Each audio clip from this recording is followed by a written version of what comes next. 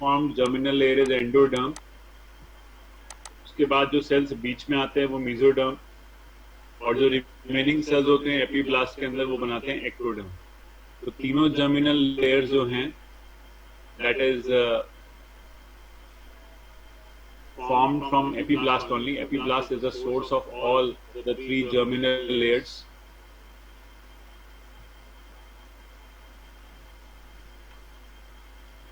और यही तीनों मिलकर एम्ब्रो बनाएंगे।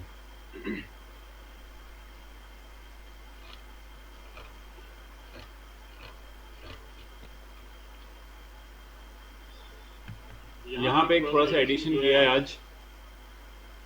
एपीब्लास्ट के अंदर जो ग्रूव बन रहा था प्रिमिटिव स्ट्रीक, ये ड्रॉ किया हमने, और हम मान के चल रहे हैं कि ये एक ऐसे सरफेस है 3D फिगर, इसमें ये हमारा एपीब्लास्ट है, और इस एपीब्लास्ट में ऐसे करके ग्रूव बन गया। इस ग्रूव का एक आगे वाला हिस्सा होगा और एक हिस्सा होगा जो पीछे जाएगा। इसमें एक हिस्सा आगे होगा और एक हिस्सा पीछे होगा। जो हम शो कर रहे हैं कि जो आगे वाला है वो इस तरफ रख लेते हैं अपनी तरफ, और जो पीछे वाला है वो ले जाते हैं उधर। तो ये जो प्रिमिटिव स्ट्रीक हमने ड्रॉ करी हुई है डायग्राम के अंदर, इस प्रिमिटिव स्ट्रीक में तो डायग्राम ऊपर की तरफ जा रहा है। आई मीन ऐसा लग रहा है कि प्रिमिटिव स्ट्रीक ऊपर जा रही है, तो ऊपर तो खैर नहीं जा रही है, पीछे की तरफ जा रही है। प्रिमिटिव स्ट्रीक यहाँ पीछे जा रही है, और पीछे जाकर के एक स्ट्रक्चर बन रहा है जिसको बोल रहे हैं प्रिमिटिव नोड। प्रिमिटिव नोड जो बन रहा है यहाँ पे हेड बनता है, और इस हेड पोर्शन को हम लोग कहते हैं सेफेलिक एंड। तो सेफेलिक एंड और टेल एंड, ये दो एंड्स हमने क्रिएट कर रहे हैं यहाँ पे, cephalic end and tail end. तो आई रिपीट, जो बच्चे भी आए हैं लास्ट में उनके लिए मैं एक बार ब्रीफ में रिपीट करता हूँ। प्रिमिटिव स्ट्रीक फॉर्मेशन पड़ी थी एपीब्लास्ट में, ये डायग्राम वही है। दिस इज द एपीब्लास्ट, ये एपीब्लास्ट है, और इस एपीब्लास्ट में ये प्रिमिटिव स्ट्रीक बन रही है, और ये ऐसा लग रहा है कि ये प्रिमिटिव स्ट्रीक जो है ये ऊपर जा रही है, और ऊपर नहीं, आप इसको 3D सोच के चलिए कि ये एपीब्लास्ट है, और इस एपीब्लास्ट में जब ये ऐसे करके प्रिमिटिव स्ट्रीक बनेगा, ये ग्रूव बनेगा ऐसे करके, तो जो आगे वाला हिस्सा होगा और इसका एक पीछे वाला हिस्सा होगा। तो आगे वाला हिस्सा नीचे की तरफ शो किया हुआ है, जिसको कह रहे हैं टेल एंड, और जो पीछे वाला हिस्सा है वो ये कौन सा एंड है? Cephalic and. यहाँ पे हेड बनेगा, और सेफेलिक एंड को चेक करने का तरीका क्या है? वहां पे प्रिमिटिव नोड बनता है। प्रिमिटिव स्ट्रीक जो स्ट्रक्चर है वो पीछे की तरफ प्रिमिटिव नोड बना रहा है, ठीक है, और इस प्रिमिटिव नोड पे हेड बनता है। अब हम सब जानते हैं कि एपीब्लास्ट में जो ग्रूव बन रहा है प्रिमिटिव स्ट्रीक, इस प्रिमिटिव स्ट्रीक से तीनों जर्मिनल लेयर्स निकल रही हैं, एक्टोडर्म, मेसोडर्म एंड एंडोडर्म। और सपोज जो मेसोडर्म निकलती है यहां से, सपोज जो यहां से मेसोडर्म निकलती है, बिकॉज आपने पूरे डायग्राम में देखा यहां से निकल रही मेसोडर्म, तो जो मेसोडर्म निकल रही है ये क्या करेगी? हम सब जानते हैं कि मेसोडर्म जो है वो बहुत सारे ऑर्गन्स बनाती है, और जिसमें एक ऑर्गन हमारे पास होता है नोटोकॉर्ड। नोटोकॉर्ड की फॉर्मेशन होगी, notochord is formed from the mesoderm because notochord is mesodermal in origin.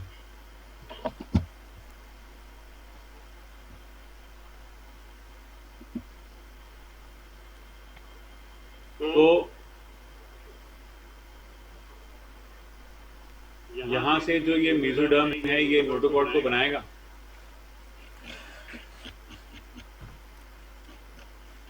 और नोटोकॉर्ड की फॉर्मेशन होगी फ्रॉम द मेसोडर्म। तो हमने एक डायग्राम और बनाया हुआ है, ये वाला।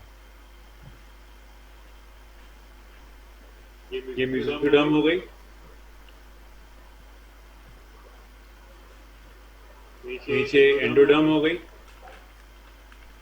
ऊपर एक्टोडर्म हो गई जो आप पढ़ चुके हैं, और मेसोडर्म ने बना दिया ये स्ट्रक्चर। ये क्या है? नोटोकॉर्ड।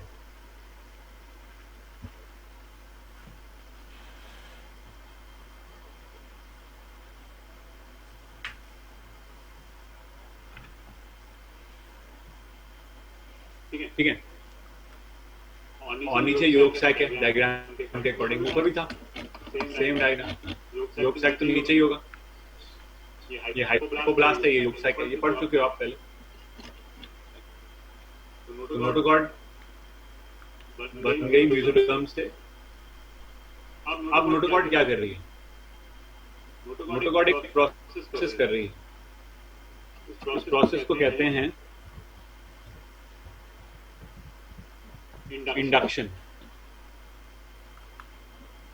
मैंने चैट में लिखा है इंडक्शन। नोटोकॉर्ड एक प्रोसेस कर रही है, उसको कहते हैं इंडक्शन।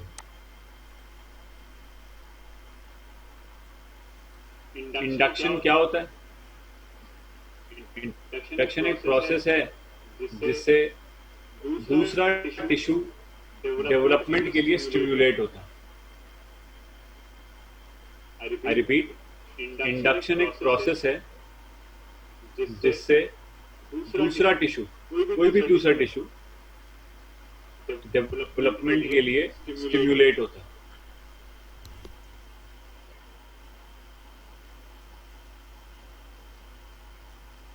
तो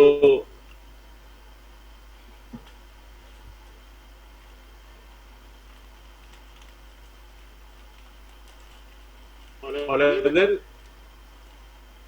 कोई ऐसा काम कर रहा है तो उस टिश्यू को इंडक्टर कहते हैं।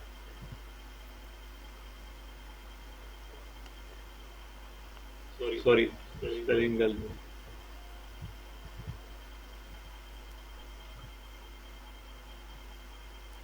इंडक्टर मतलब notochord is stimulating the development of other structure, other tissue in the body. So when it is stimulating the development of another tissue, another structure in the body,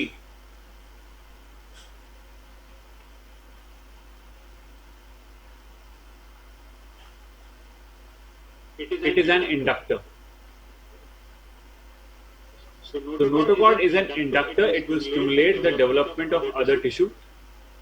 And over here, notochord is stimulating the development of nervous tissue in the human body. Nervous tissue. यानी कि neural tissue, न्यूरुलेशन कहते हैं इसको। जो पहले जब notochord बनी, formation of notochord हो गया,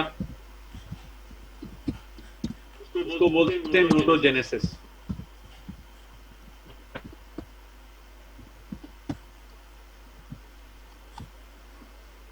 फॉर्मेशन ऑफ नोटोकॉर्ड इज नोटोजेनेसिस, याद रखेंगे। और नोटोजेनेसिस के साथ बाद में एक दूसरा प्रोसेस शुरू हो जाएगा, that is called न्यूरुलेशन। तो नोटोकॉर्ड बन गई मेसोडर्म से। उस नोटोकॉर्ड ने नर्वस सिस्टम को डेवलप करना शुरू किया।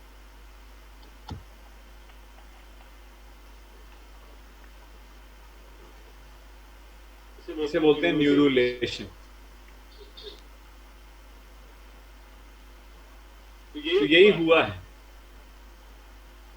Notochord has induced the development of nervous system. वो कैसे? इस स्ट्रक्चर को अगर आप देखोगे तो जो नोटोकॉर्ड है क्या कर रहा है, ये इंड्यूस कर रहा है ऊपर एक्टोडर्म को कि वो एक फोल्ड बना ले। इस एक्टोडर्म में एक फोल्ड बन जाएगा ऐसे करके।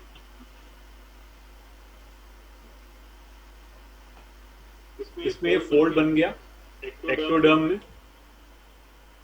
हम सब जानते हैं nervous system ectodermal in origin है, तो उसमें फोल्ड बन जाएगा।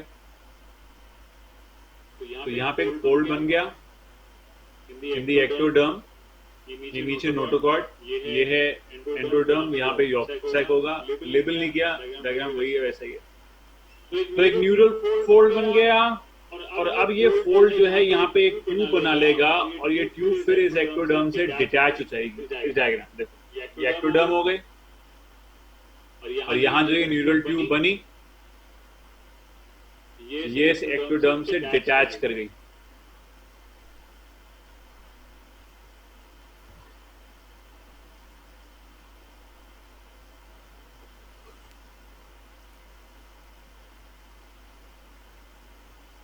ठीक है, तो ये जो न्यूरल ट्यूब यहाँ से डिटैच हुई है ये हॉलो है। तो हम सब जानते हैं कि हमारा न्यूरल ट्यूब हॉलो होता है।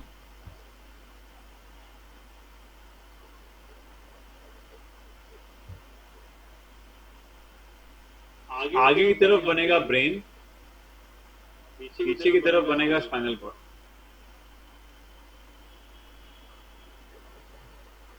आगे बनेगा ब्रेन, पीछे बनेगा स्पाइनल कॉर्ड।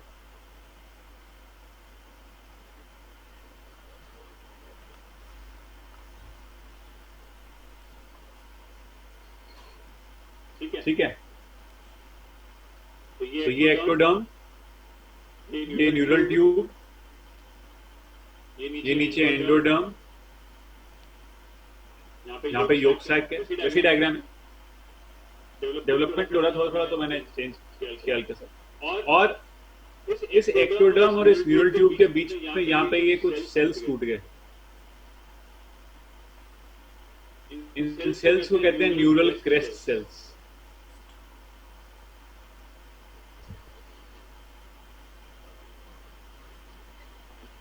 और ये न्यूरल क्रेस्ट सेल्स क्या करते हैं?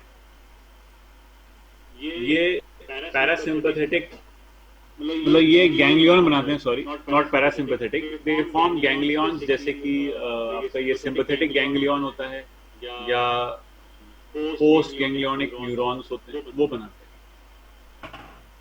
हैं। इस न्यूरल ट्यूब के बनने की प्रोसेस को ही हम न्यूरुलेशन कहते हैं। The formation of the neural tube is called neurulation. और न्यूरुलेशन कब हुआ? जब पहले नोटोकॉर्ड बनी, जिसको बोला मैंने नोटोजेनेसिस, तो आपने नोट किया होगा, मैंने चार्ट में लिखा फॉर्मेशन ऑफ नोटोकॉर्ड इज नोटोजेनेसिस। और ये दोनों के दोनों काम जो है, नोटोजेनेसिस और न्यूरुलेशन, की दोनों काम कब हो रहे हैं? थर्ड वीक में। गैस्ट्रुलेशन,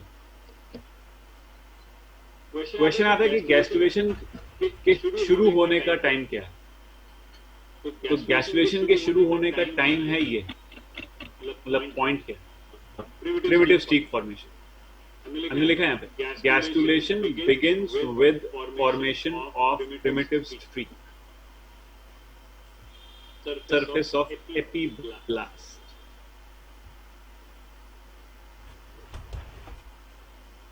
ब्लास्ट जो है उसकी सरफेस पे प्रिमिटिव स्ट्रीक बनता है। और प्रिमिटिव स्टीक के बनने की ही प्रोसेस को हम कहते हैं कि नाउ गैस्ट्रुलेशन हैज स्टार्टेड। और ये काम होता है थर्ड वीक में, तीसरे हफ्ते में।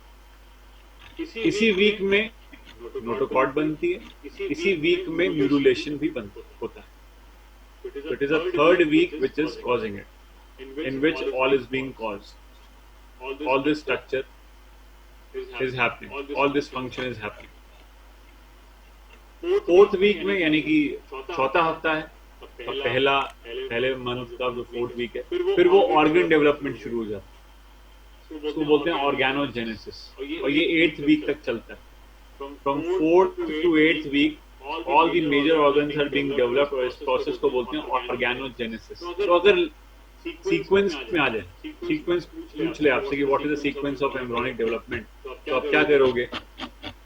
जस्ट टेल यू, तो भी एम्ब्रियोनिक डेवलपमेंट है ये। इसमें सबसे पहले तो हम क्या देखते हैं? सबसे पहले हमारा बना मॉर्यूला, मॉर्यूला के बाद बना ब्लास्टोसिस्ट, ब्लास्टोसिस्ट के बाद हुआ इम्प्लांटेशन, इम्प्लांटेशन के बाद हुआ गैस्ट्रुलेशन, गैस्ट्रुलेशन में ही, गैस्ट्रुलेशन का मतलब क्या है? प्रिमिटिव स्टिक फॉर्मेशन दूसरी भाषा में। फिर इसके बाद क्या हो रहा है? गैस्ट्रुलेशन के टाइम पे ही क्या हो रहा है? थर्ड वीक में ही, और गैस्ट्रुलेशन भी चल रहा है और साथ में क्या हो रहा है, मतलब उसके बाद भी कह सकते हैं नोटोकॉर्ड, नोटोजेनेसिस, नोटोकॉर्ड बन रही है। और नोटोकॉर्ड क्या कर रही है? इंडक्शन करेगी, इंडक्शन कर रही है किस प्रोसेस के लिए? न्यूरुलेशन। सब स्टेप बाय स्टेप बता रहा हूँ, और यही मैंने पोस्ट भी किया है आपके ग्रुप पे। न्यूरुलेशन, और न्यूरुलेशन के बाद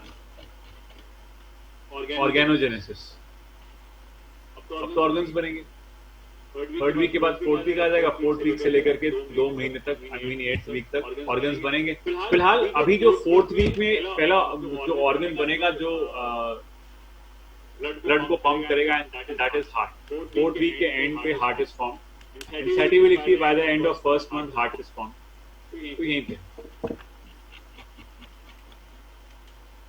और जर्मिनल लेयर्स के फेट हम डिस्कस कर चुके हैं। मैंने ये पहले एक बार ये शेयर किया है कि भाई एक्टोडर्म से क्या बनता है, मीजो से क्या बनता है, एंडोडर्म से क्या बनता है, पहले एक बार डिस्कस हुआ है। फेट ऑफ जर्मिनल लेयर्स, जो तीनों लेयर्स बनी हैं एपिप्लास्ट से, एक्टो, मीजो, एंडो, उसमें एक्टो, मीजो, एंडो जो बनी है, उससे कौन कौन से ऑर्गन्स बनते हैं, उनके बारे में ये लिस्ट हम याद कर लेंगे। और कुछ मैंने इसमें एक्स्ट्रा भी लिख दिए हैं जो इसमें नहीं थे इस लिस्ट में, मैंने यहाँ पे एक्स्ट्रा लिख दिए, ठीक है ना। ये आपने याद करने की, एक्टो से क्या बनेगा? Enamel, iris muscles, glands, meso से बनेगा डेंटाइन, माइक्रोग्लिया, नोटोकॉर्ड वगैरह। जो इसमें नहीं लिखे थे इस टेबल के अंदर, वो हमने ऊपर भी मेंशन कर दिए, मैंने अपने आप से भी लिख दिए। तो ये फेट ऑफ जर्मिनल लेयर्स अब याद कर लेंगे कि भाई एक्टो से ये वाला ऑर्गन बनता है, मीजो से ये, एंडो से ये, तो एम्ब्रो बन जाता है। इसी को बोलते हैं एम्ब्रो फॉर्मेशन। कैसे ऑर्गन्स बनते हैं ये हमें नहीं पढ़ना, ये तो हम एमबीबीएस में पढ़ेंगे जब सिलेक्ट हो जाएंगे। अभी तो बस ये पढ़ेंगे कि एक्टो से ये ऑर्गन है, मीजो से ये ऑर्गन है, एंडो से ये वाले ऑर्गन, ठीक है। तो अब एम्ब्रो हमारा बन गया, और एक्सटेम्ब्रियोनिक मेम्ब्रेन्स डिस्कस हो चुकी हैं। हमने जो ये डायग्राम पहले एक बार डिस्कस किया था, ये इस डायग्राम में हमने ऑलरेडी पढ़ लिया था। कोरियन बना जिसमें बाहर ट्रोफोएक्टोडर्म है और अंदर ये एक्सटेम्ब्रियोनिक मेसोडर्म है।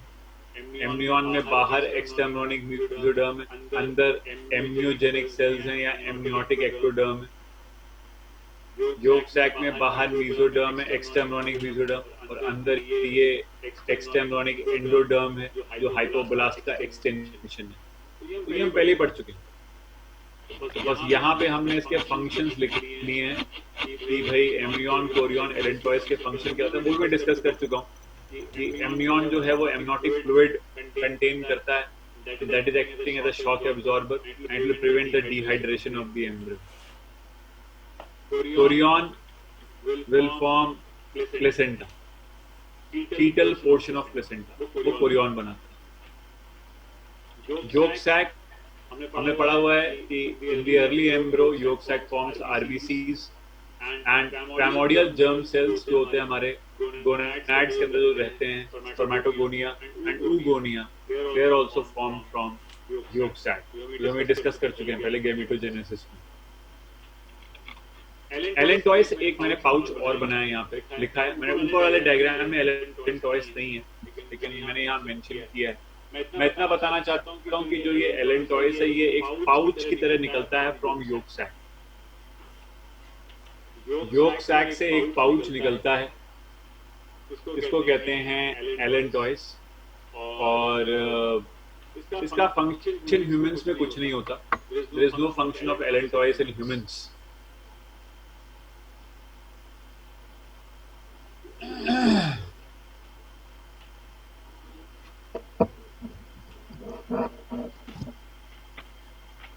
तो allantois का जो फंक्शन होता है वो हमारे पास ह्यूमंस में कुछ खास नहीं है. ह्यूमंस में इसका फंक्शन है अम्बिलिकल कॉर्ड फॉर्मेशन करना. अम्बिलिकल कॉर्ड जो है वो बनेगी फ्रॉम दी allantois. और वैसे दूसरे एनिमल्स में जैसे कि रेप्टाइल्स वगैरह में it will be causing excretory matter को स्टोर करता है. तो allantois में भी अगर आप देखोगे, you see this diagram, इस डायग्राम में पिक्चर और क्लियर हो जाता है. This is the embryo. Embryo का गट है और गट से योक सैक निकलता है. साथ में योक सैक से एक पाउच जो निकलता है, इसको allantois कहते हैं. ह्यूमंस में तो इस allantois का कुछ काम है नहीं, except it forms the umbilical cord, a portion of umbilical cord, contributes in the portion of umbilical cord formation. और ये गट से निकल रहा है, तो रेप्टाइल्स वगैरह में जितना भी एक्सक्रीटरी मैटर होता है, it gets stored in the allantois. Yolk sac is a structure which do not contain yolk. Yolk sac में yolk नहीं होता. ह्यूमंस में तो yolk होता नहीं. तो दोनों स्ट्रक्चर जो हैं वो गट से एसोसिएटेड है ऑफ द एम्ब्रियो. इसके अलावा the embryo is surrounded by amnion, और उसके बाहर होता है कोरियन, और कोरियन की कोरियोनिक विलाई बनती है. इसको प्लेसेंटल विलाई भी कहते हैं. तो ये एक सिंपल सा स्ट्रक्चर है जो एम्ब्रियो का है, जिसमें सारी हमने एक्स्ट्रा एम्ब्रियोनिक लेयर्स जो हैं वो शो कर दी. All the extra embryonic layers have been shown.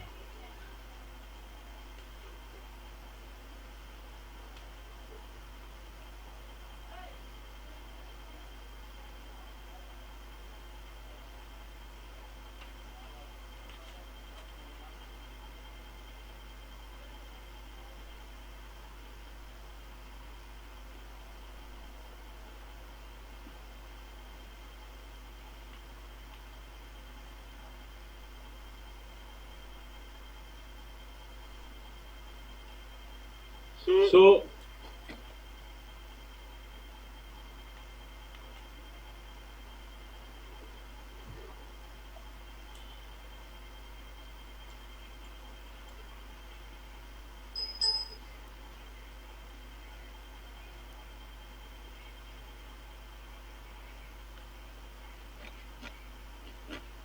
एक डायग्राम आज शो करते हैं आपके साथ. This is the embryo again surrounded by the same layer, that is amnion.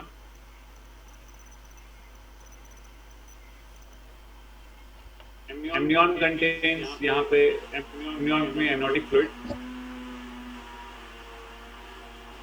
This is yolk sac. ये allantois होगा. This purple कलर से draw जो किया है, this is कोरियन. कोरियन के पास कोरियोनिक विलाई. कोरियोनिक विलाई यानी कि प्लेसेंटल विलाई. सेम डायग्राम है. इम्प्लांटेशन यहाँ पे हमने शो किया फंडस रीजन में. फंडस में भी होता है, बॉडी के अंदर भी होता है. इम्प्लांटेशन दोनों जगह होता है, फंडस में भी बॉडी में भी. एनसीईआरटी में फंडस में शो किया हुआ है इस डायग्राम. एक डायग्राम जो एनसीईआरटी में बना उसमें फंडस में शो किया. तो ये पूरा का पूरा जो स्ट्रक्चर है वो एंडोमेट्रियम के अंदर होगा definitely. The whole structure will be inside the endometrium only. भाई आपके पास ये एंडोमेट्रियम है, ग्रीन कलर का ये एंडोमेट्रियम, और ये एंडोमेट्रियम पूरा कवर कर रहा है एम्ब्रियो को, because embryo is inside the endometrium ना। तो जो एंडोमेट्रियम इस पूरे एम्ब्रियो को कवर कर रहा है, उस एंडोमेट्रियम को हम कहते हैं decidua capsularis.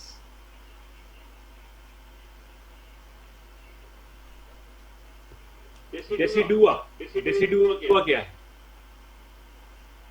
Decidua is modified endometrium that shades during parturition.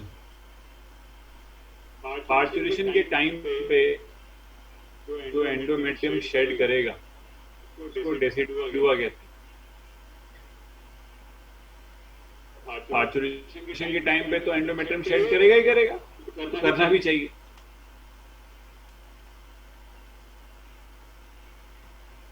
Parturition के टाइम पे जो एंडोमेट्रियम शेड करेगा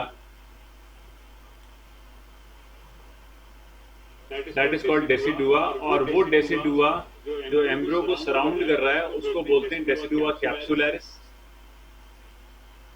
जो एंडोमेट्रियम कोरोनिक विलाई के सामने है उसको बोलते हैं डेसिडुआ बेसालिस, सामने जो होता है कोरोनिक विलाई के। और जो डेसिडुआ यूट्रस की लाइनिंग में होता है,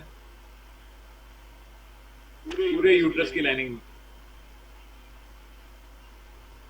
उसको कहते हैं डेसिडुआ पेराइटालिस।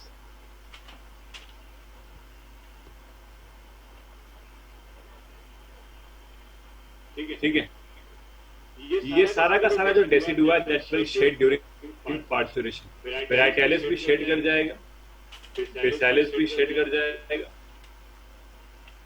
कैप्सुलैरिस भी शेड कर जाएगा। All will shed during parturition.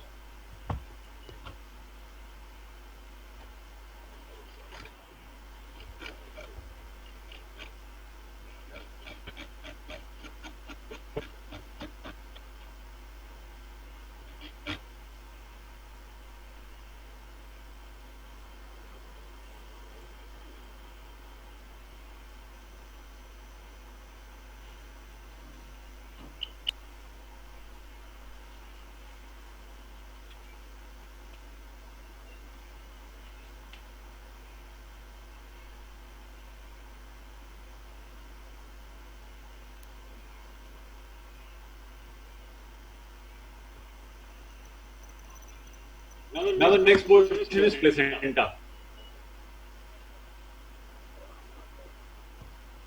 Placenta is a junction between maternal and fetal tissue. Maternal and fetal tissue के बीच में जो junction है उसको placenta कहते हैं। मतलब placenta is formed from maternal tissue also and fetal tissue also, both of them. Both will form the placenta. और ये ध्यान रखना है कि there is no mixing of blood. Blood की मिक्सिंग नहीं होती है। तो प्लेसेंटा पे माँ का खून आता है और फीटस का खून भी जाता है, दोनों का खून आमने सामने होता है प्लेसेंटा पे, लेकिन एक्सचेंज ऑफ सब्सटेंसेस होता है, मिक्सिंग नहीं होती। हम ये नहीं कह सकते कि जो फीटस की आरबीसीज, डब्ल्यूबीसीज या प्लेटलेट्स हैं वो चली जाएंगी मदर में। हम ये नहीं कहते कि मदर की आरबीसी, डब्ल्यूबीसी या प्लेटलेट हैं वो फीटस में आ जाएंगे, ऐसा नहीं, बिकॉज दोनों के ब्लड ग्रुप्स डिफरेंट, मैच नहीं कर सकते। I mean same blood group हो सकता है, मैं ये नहीं कहता, बट डिफरेंट अगर हुआ तो फिर अगर मिक्सिंग हो जाएगी तो फिर तो फीटस की डेथ हो जाएगी। So there is no mixing of the blood. तो प्लेसेंटा पहली बात दोनों टिश्यू से बनेगा, मैटरनल टिश्यू से भी बनेगा और फीटल टिश्यू से भी बनेगा, दोनों से बनेगा। और प्लेसेंटा का जो फंक्शन होगा दैट विल बी न्यूट्रिशन, माँ से जो फूड है वो मिलना चाहिए बच्चे को। रेस्पिरेशन, ऑक्सीजन जो है माँ से वो बच्चे को मिलनी चाहिए। कार्बन डाइऑक्साइड जो बच्चे से माँ में जानी चाहिए। एक्सक्रीशन, यूरिया जो है बच्चे के ब्लड में वो मम्मी में चला जाएगा, एक्सक्रीशन भी हो जाएगा। तो रेस्पिरेशन वाला पॉइंट एक बार क्वेश्चन में आता है कि बच्चा ब्रीथ कहां से करता है, तो answer is placenta. And last but not the least कि placenta is having endocrine function also. Placenta secretes hormone and the first hormone from the placenta is HCG, human chorionic gonadotropin. It is secreted by syncytial trophoblast. I told you earlier also. It takes over the function of LH and it maintains corpus luteum of pregnancy, because corpus luteum is required for the secretion of progesterone. Progesterone is needed for maintaining pregnancy. So corpus luteum needs to be maintained. So that will be maintained by HCG, and then it attains peak in the 9th week of gestation and then declines. 9th week में ये बहुत high peak पे होता है। HCG hormone I am talking about, बहुत high peak पे होता है, उसके बाद हल्के हल्के डिक्लाइन करता है। एक्चुअली बाद में, यानी कि 9th वीक का मतलब हो गया कि ये आपका थर्ड मंथ शुरू हो गया। थर्ड मंथ के बाद ये डिक्लाइन करना शुरू कर देता है। क्यों? क्योंकि अब इसकी फीस रीड नहीं पड़ती, क्योंकि प्लेसेंटा भी प्रोजेस्टेरोन सीक्रेट करता है बाद में। तो पहले ट्राइमेस्टर के लिए कॉर्पस लूटेम बड़ा जरूरी है। If you see the first trimester, chat में लिखता हूँ, फर्स्ट ट्राइमेस्टर में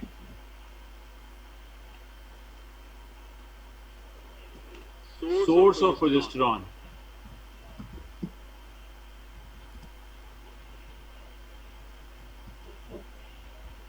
is corpus luteum.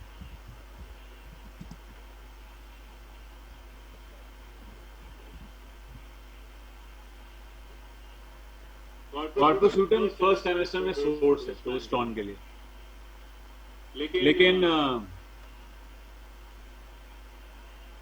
Second trimester and onwards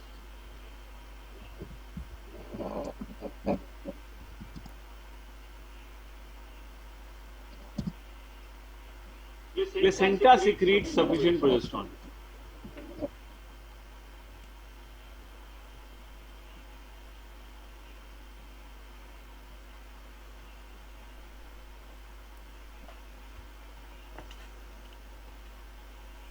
Second trimester and onwards, placenta secretes sufficient progesterone. तो एक क्वेश्चन आता है कि if ovaries are removed in the first trimester,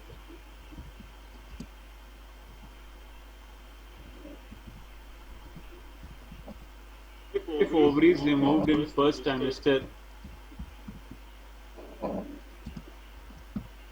then what happens?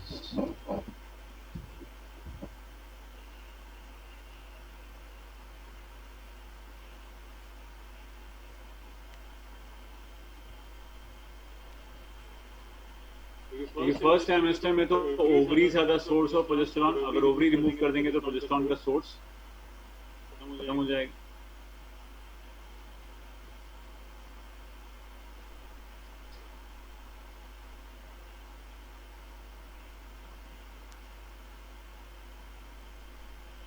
I have received two answers. One answer is from Dhananjay Maheshwari. He says baby will not develop properly. Other answer from Sanya Soni. She says nothing, embryo will develop normally. Abhishek says fetus will die. Umama Azmi कहती हैं कि fetus तो नाबूद हो जाएगा. I mean abortion will take place. So miscarriage will happen. So it's correct. Umama is right. Sushant and Saloni is also right. Miscarriage, abortion will take place. Answer is abortion.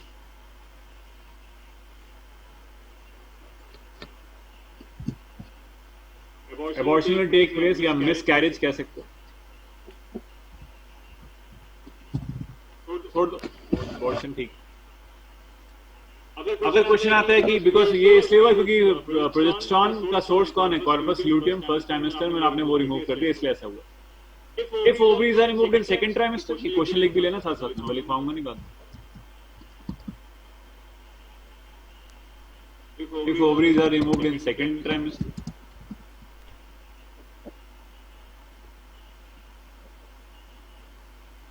क्या होगा?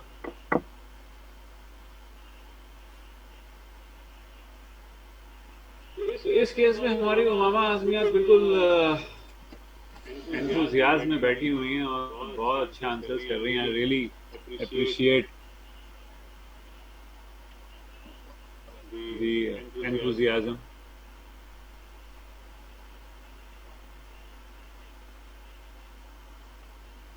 So the answer is कि fetus develops normally. Correct. Normal development of fetus.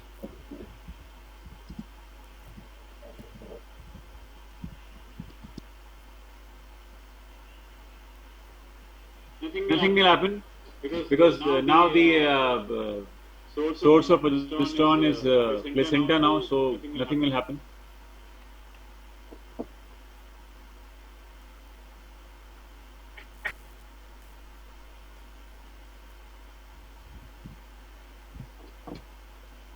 तो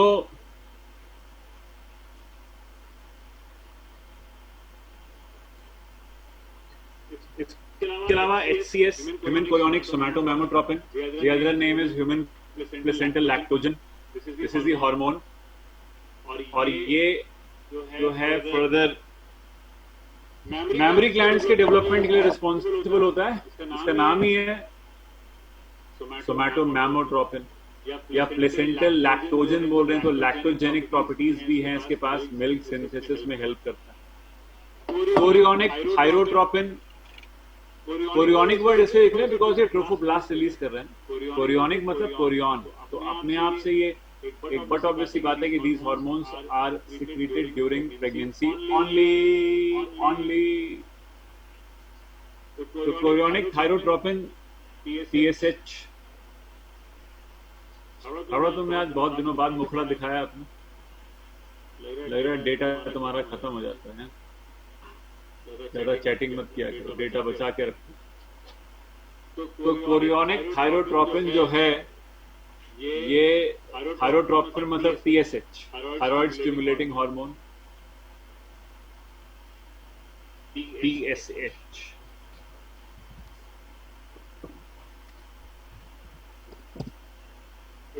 TSH जो है definitely ये thyroid functions को regulate करेगा. Thyroxine चाहिए बिकॉज थायरोक्सिन में हमने पढ़ा था क्लास 11th में कि माँ के अंदर थायरोक्सिन नहीं कम होना चाहिए वरना बच्चे का फिजिकल और मेंटल डेवलपमेंट नहीं होगा. बच्चे के पास लो IQ होगा, मेंटली रिटार्डेड होगा, फिजिकली स्टंटेड होगा, वो सब आपने पढ़ा हुआ है.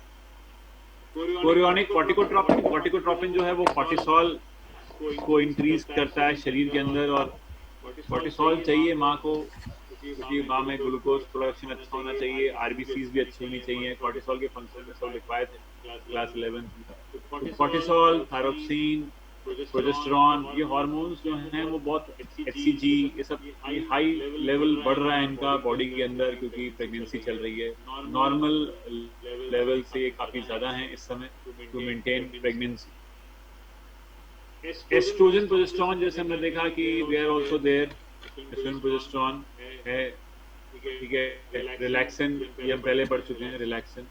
और एक हार्मोन यहाँ पे ऐड किया मैंने, 8th hormone, that is CRH, corticotropin releasing hormone. अब ये रिलीजिंग हार्मोन है तो डेफिनेटली ये रिलीजिंग हार्मोन कहाँ से आता है? प्लेसेंटा से. रिलीजिंग हार्मोन हम कहाँ से पढ़ते हैं? प्लेसेंटा, सॉरी हाइपोथैलेमस से.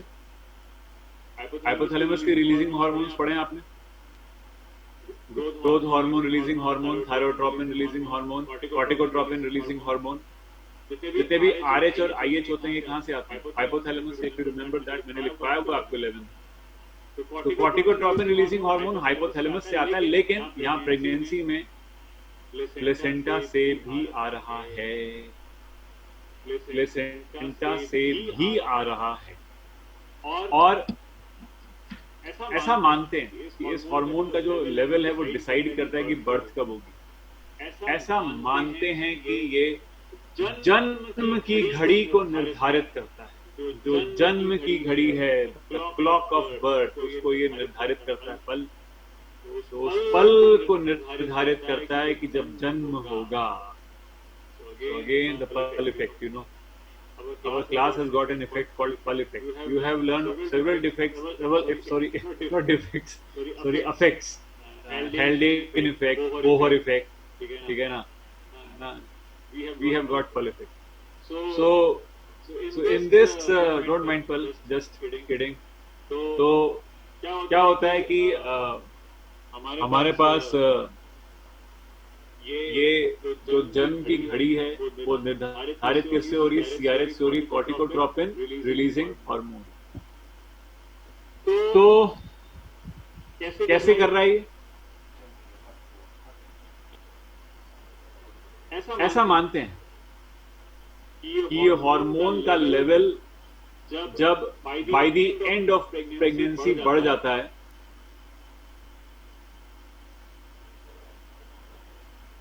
ऐसा मानते हैं कि bye the end of pregnancy इस हार्मोन का लेवल बढ़ जाता है। और इसके लेवल को चेक करके हम ये पता कर लेते हैं कि अब बर्थ होने वाली है। So just by assessing the level of CRH,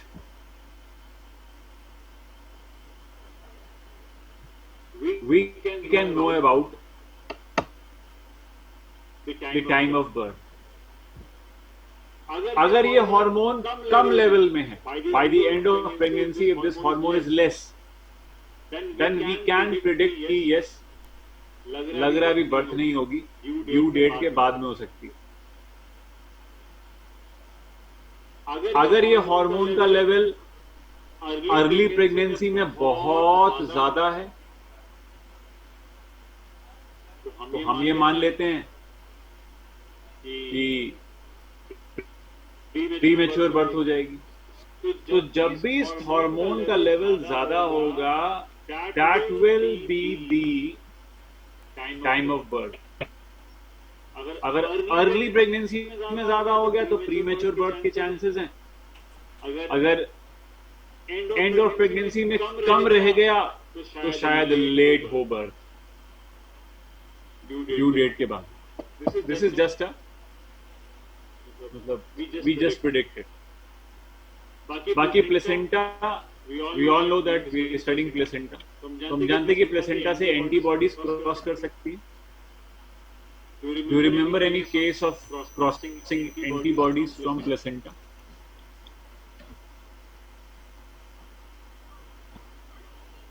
Savada? Any case where Tushar Agarwal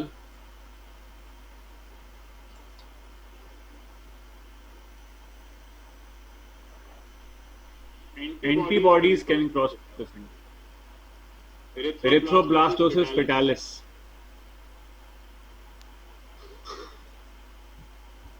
RH factor वाला जो तो केस था ना एक, वो जिसमें एंटी RH एंटीबॉडीज जो हैं वो फिर प्लेसेंटा क्रॉस करती हैं, सेकंड फीटस को हार्म करती हैं। करेक्ट है, मेरे पास काफी आंसर्स ठीक आ गए। Students are active. एंटीबॉडी से प्लेसेंटा क्रॉस हो सकता है, प्लेसेंटा से एंटीबॉडीज क्रॉस सकती है, सॉरी। और एंटीबॉडीज जब क्रॉस करेंगी those antibodies will be providing immunity to the baby. Those antibodies will be providing immunity to the baby. मैंने आपको एक मिल्क में एंटीबॉडी पढ़ाई थी IgA. Milk also has antibodies which gives immunity, passive immunity to fetus. और IgG वाली जो है ये प्लेसेंटा क्रॉस करेगी during foetal development and will give protection against diphtheria, small pox, scarlet fever, measles etcetera, जो भी डिजीज हैं उनके अगेंस्ट आपको प्रोटेक्शन मिलेगी, बच्चे को प्रोटेक्शन मिलेगी.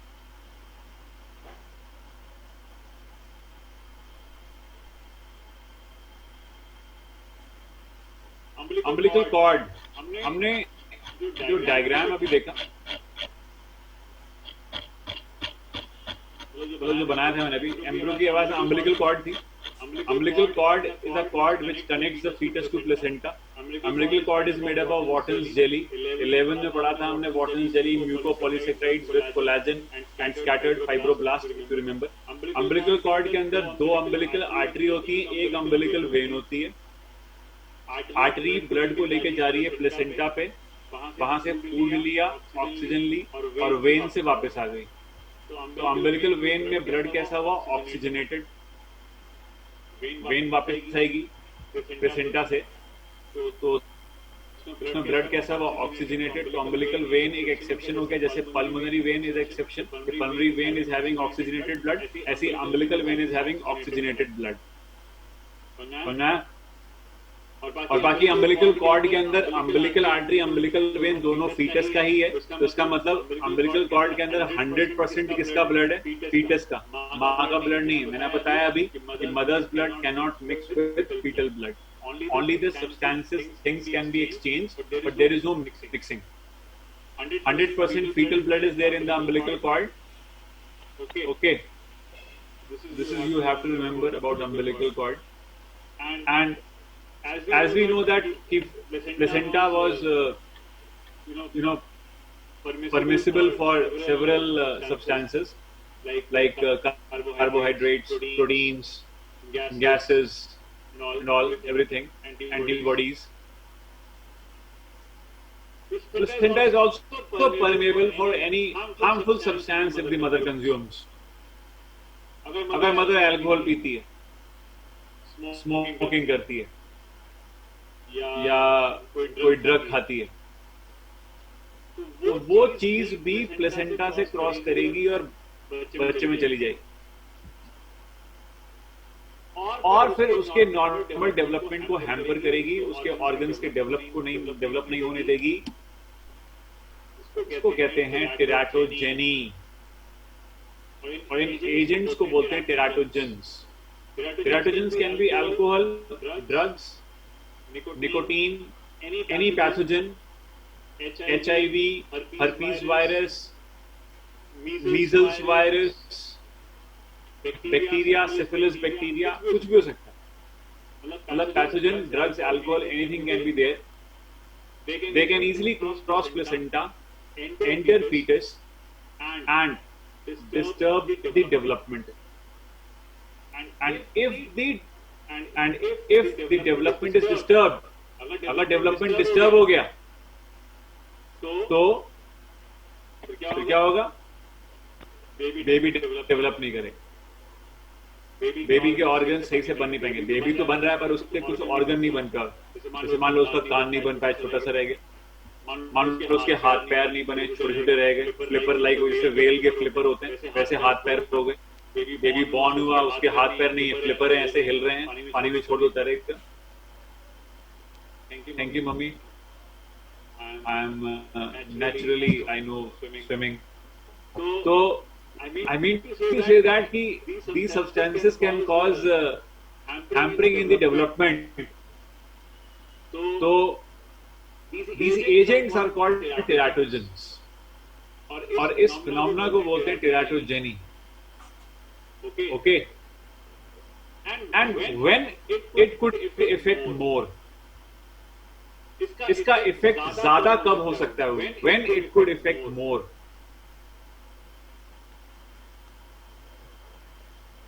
It is a time of the first trimester. अगर फर्स्ट ट्राइमेस्टर में ये चीजें कंज्यूम हो रही हैं, तो फर्स्ट ट्राइमेस्टर में तो बच्चे की नींव रखते हैं ना, फाउंडेशन। हर एक ऑर्गन सिस्टम की एक फाउंडेशन रखी जा रही है। उस फाउंडेशन में अगर कुछ गड़बड़ी कर दी जाएगी तो फिर तो वो ऑर्गन सिस्टम ही खराब हो गया। तो फर्स्ट ट्राइमेस्टर में ये चीज ज्यादा अफेक्ट करेगी, सेकंड ट्राइमेस्टर में भी करेगी, थर्ड ट्राइमेस्टर में भी करेगी। ऐसा मैंने नहीं कहा कि सेकंड ट्राइमेस्टर और थर्ड ट्राइमेस्टर में मदर के पास मतलब कोई फॉर ग्रांटेड होगा कि अब मैं पी सकती हूँ, ऐसा नहीं है भाई, ठीक है ना। फर्स्ट ट्राइमेस्टर में ज्यादा इफेक्ट देखने को मिलता है। फर्स्ट ट्राइमेस्टर में foetus is highly sensitive, susceptible to these teratogens, these agents. तो ऐसा होता है। तो दिस इज द केस। और इसमें फर्स्ट ट्राइमेस्टर में हम लोग पढ़ते हैं टॉर्च इन्फेक्टिंग। जो टॉर्च इन्फेक्टिंग होता है वो टॉर्च एक फुल फॉर्म है। टॉर्च इन्फेक्टिंग क्या होता है? टॉर्च इन्फेक्टिंग, टॉर्च एक फुल फॉर्म है। इसमें TO stands for toxoplasmosis, R for rubella virus, C for cytomegalovirus, H for herpes virus. Herpes एक वायरस का नाम है, the name of the virus. तो ये सारे के सारे जो वायरसेस हैं ये फुल फॉर्म लिए हमने। अगर ये टॉर्च एक इन्फेक्टिंग ग्रुप हो गया पैथोजेंस का, ये अगर फर्स्ट ट्राइमेस्टर में आ गया है तो फिर it will cause the hampering in the development of the fetus. इसके अलावा HIV, सिफिलिस, बैक्टीरिया का नाम लिख दिया मैंने, ट्रेपोनिमा पैलिडम, ये कैन क्रॉस। अच्छा, एक ड्रग का एग्जांपल यहाँ देना था हमको। टेराटोजेनी में एक ड्रग आती है thalidomide. This drug was used to prevent morning sickness. Morning sickness is actually vomiting during pregnancy. Pregnancy के टाइम पे जो वॉमिटिंग होती है उसको मॉर्निंग सिकनेस कहते हैं। और इस मॉर्निंग सिकनेस को दूर करने के लिए फीमेल के लिए एक दवाई बनाई गई, दैट इज कॉल्ड थैलिडोमाइड। इस दवा को फीमेल ने लिया, कोई बात नहीं, मॉर्निंग सिकनेस भी दूर हो गई। एंटी वॉमिटिंग ड्रग है, एंटी एमेटिक ड्रग है, यानी एंटी वॉमिटिंग ड्रग है। लेकिन साथ साथ में कुछ टेराटोजेनी भी हो गई। टेराटोजेनी इस ड्रग की वजह से हो गई। और जो कंडीशंस आई उनको नाम लिखे हम लोग फोकोमीलिया, एमीलिया, ये कंडीशन आई। इस कंडीशन का मतलब ये है non formation of the long bones. मैंने बताया ना, अभी हाथ पैर छोटे रह गए, हार्ट डिसऑर्डर्स हो गए बच्चे को, हाथ पैर छोटे लगे, फ्लिपर लाइक लिम्स हो गए, फ्लिपर की तरह।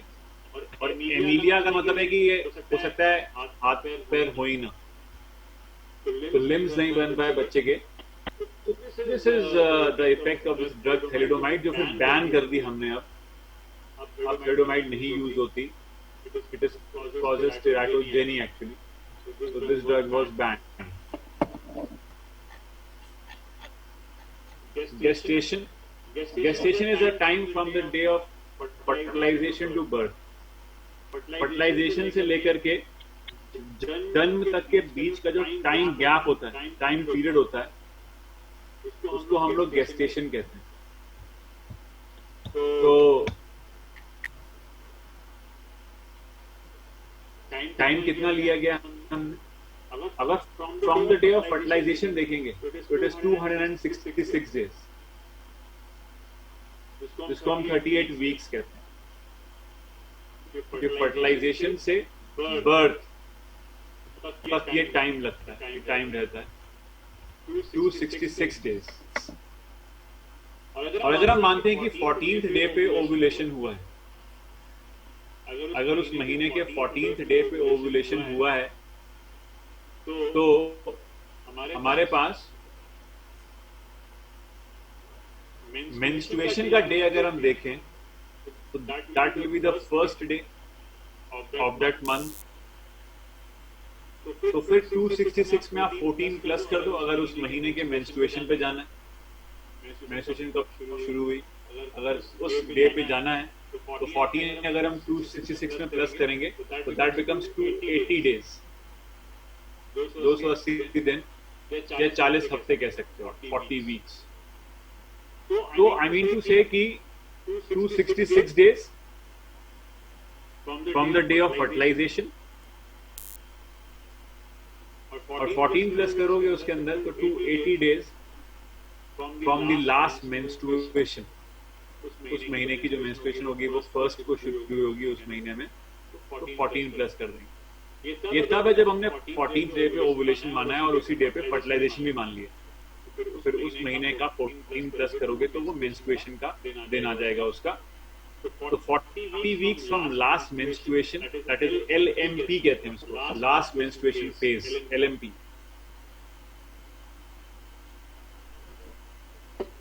LMP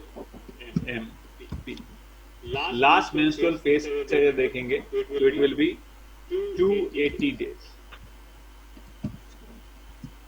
ह्यूमन डेवलपमेंट के दौरान पहले महीने में हार्ट बन जाता है, एनसीईआरटी कहती है फर्स्ट मंथ में हार्ट बन जाता है, और हम उसको सुन भी सकते हैं हार्ट बीट को by carefully by placing stethoscope on the abdomen of the female. We can just know about the heart beat of the fetus, that is the first sign of growing fetus. We can know that there is something living structure developing inside the body of the female. Second month के and में limbs and digits बन जाते हैं। First trimester यानी 12 weeks है ना, तो 12 weeks में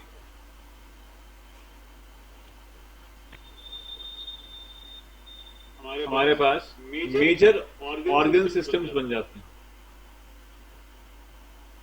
major organ systems are formed.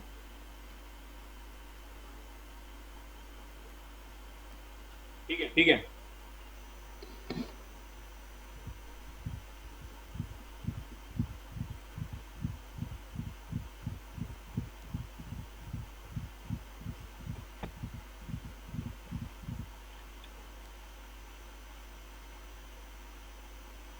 Limbs and external genitalia बन जाते हैं। ये जो पॉइंट है ना एक्सटर्नल जेनिटेलिया, जैसे कि अगर बॉय में देखेंगे तो एक्सटर्नल जेनिटेलिया क्या है, पेनिस, और फीमेल में क्या है, वल्वा, प्यूडेंडम। तो फर्स्ट ट्राइमेस्टर के एंड पे यानी कि 3 महीने के बाद एक्सटर्नल जेनिटल्स जब बन जाते हैं बॉडी के अंदर,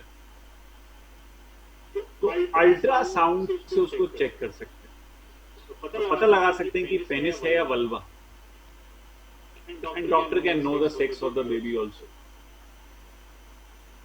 But it is banned in India, so it cannot be communicated to the parents.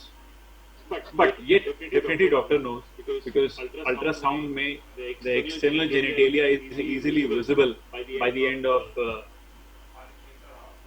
third month. So by external inspection, ultrasound, we can know the sex. First movement of fetus appears in the 5th month. That is called quickening.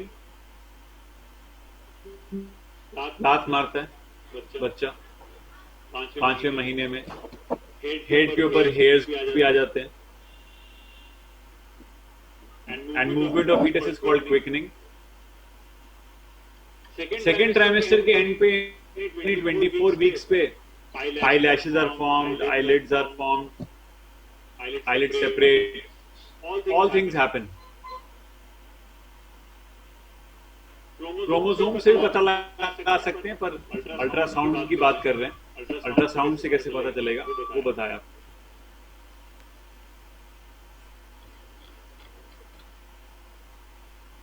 Parturition,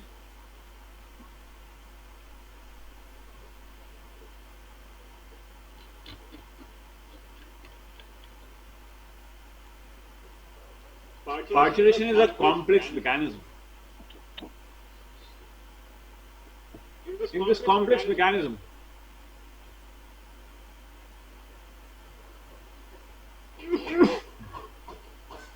this complex mechanism,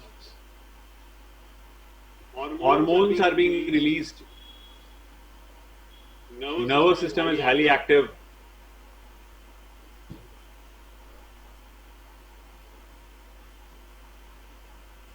and the signals originate from fully developed fetus and placenta.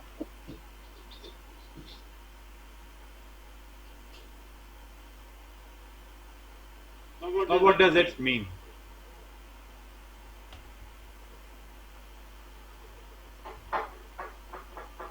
Signals of parturition originate from fully developed fetus and placenta. What does it mean? तो उसमें क्या होता है कि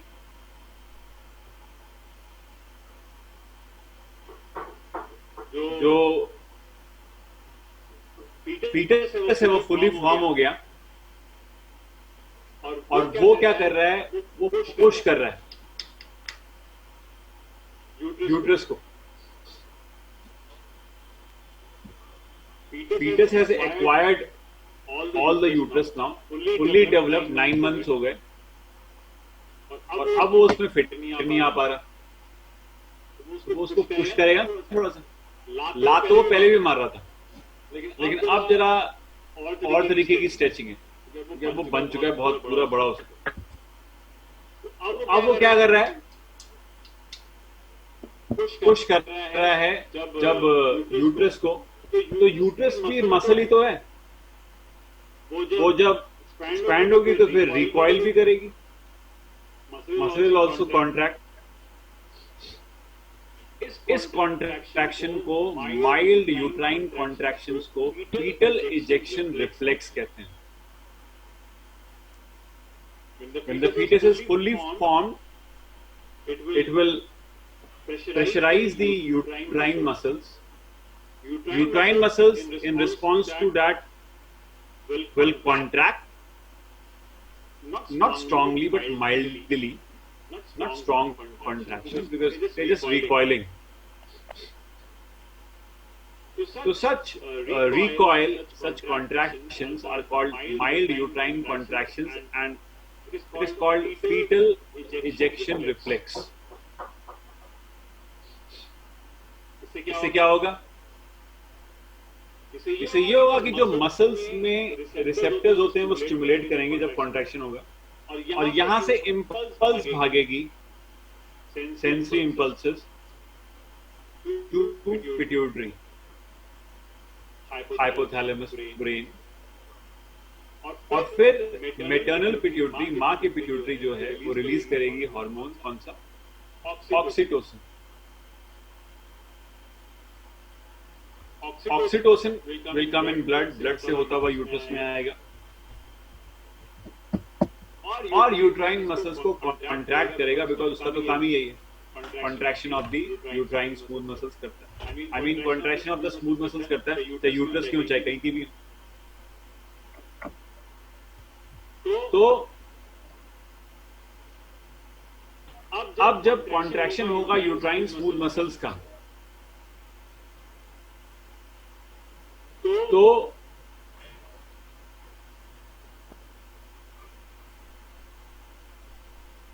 birth of the fetus will take place. fetus की birth होगी. तो सबसे पहले क्या हुआ कि fully developed fetus and placenta. Placenta यहाँ पे इसलिए बोला गया because placenta will release hormones for that. Parturition के हार्मोन्स भी आते हैं भाई प्लेसेंटा से. रिलैक्सन है, एस्ट्रोजन है.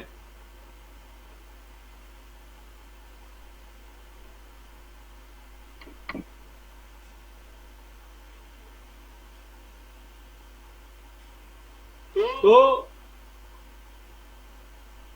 फीटल इजेक्शन रिफ्लेक्स शुरू हुआ, सेंसरी इंपल्सेस यूट्रस से गए,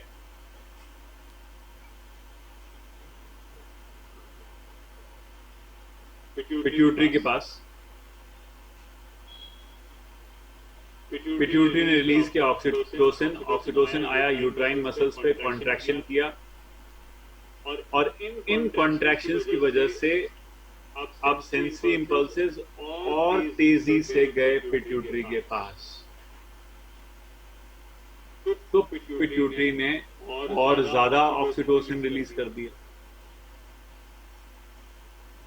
अब ये और ज्यादा ऑक्सीटोसिन जो है, ये जब दोबारा यूट्रस पे आया तो इसने और स्ट्रॉन्गर कॉन्ट्रैक्शंस कर दिए, और जब इतने स्ट्रॉन्गर कॉन्ट्रैक्शंस हुए तो फिर अगेन बहुत सारा सेंसरी इंपल्स पिट्यूटरी के पास चला गया कि भाई कॉन्ट्रैक्शन बड़े ज्यादा हो रहे हैं, तो पिट्यूटरी ने फिर काफी ज्यादा ऑक्सीटोसिन रिलीज कर दिया। मतलब ये पॉजिटिव फीडबैक है। तो पहले more is the contractions, more is the release of oxytocin, more is the release of oxytocin, more and more are the contractions again. It is directly proportional. समझे? इसको बोलते हैं पॉजिटिव फीडबैक ड्यूरिंग पार्चुरेशन। ठीक है, पहले होगा fetal ejection reflex, फिर होगा रिलीज ऑफ ऑक्सीटोसिन, और फिर होंगे स्ट्रॉन्गर कॉन्ट्रैक्शंस। तीनों स्टेप में लिखा। ठीक है, और फीटल इजेक्शन रिफ्लेक्स शुरू किसने किया? fully developed placenta, fully developed fetus and placenta. Signals of parturition originate from fully developed fetus and placenta। ये क्वेश्चन एग्जाम में, नीट में लगातार 3 बार आया, लगातार 3 बार, हैट्रिक। जैसे कभी कभी शमी हैट्रिक ले लेता है ना, बुमराह भी ले लेता है कभी कभी। तो उस हैट्रिक की बात करें छाबड़ा। तो ये 2012-2013 में ना, ये टाइम पे 3 साल लगातार क्वेश्चन आया था। ये पता नहीं, लग रहा है उस समय लोगों को, एग्जामिनर्स को बड़ा पसंद था ये क्वेश्चन। और फिर 2012 के बाद से, 13 के बाद से आज तक नहीं आया ये। मैं भी शायद तुम्हारे टाइम में 10 साल बाद ये history repeats itself, you know, तो इट कैन कम। तो इसलिए अच्छा पॉइंट है, एनसीईआरटी में लिखा हुआ, आप याद करिए। नाउ अब ये सब बातें थी कि भाई positive feedback is taking place, contractions are being initiated which causes more and more release of oxytocin, which cause further greater amount of contractions, positive feedback। और कुछ स्टेजेस में हमने डिवाइड कर लिया है पार्चुरेशन को।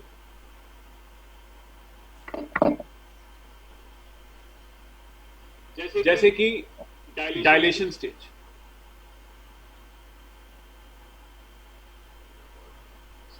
सर्विक्स इज डायलेटेड बिकॉज जब uterus में कॉन्ट्रैक्शंस फ्रॉम द टॉप हो रहे होते हैं, फ्रॉम द टॉप कॉन्ट्रैक्शंस जब हो रहे होते हैं, तो फीटस पुश हो रहा होता है towards the birth canal. Birth canal is cervical canal plus vaginal canal,